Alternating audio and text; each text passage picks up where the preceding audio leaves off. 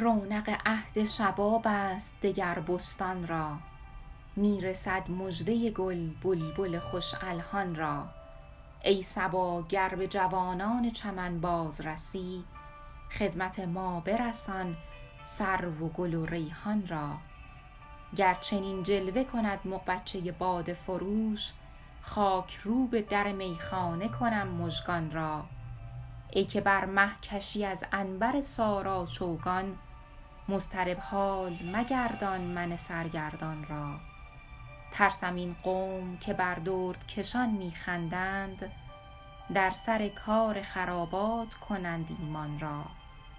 یار مردان خدا باش که در کشتی نوح، هست خاکی که به آبی نخرد طوفان را.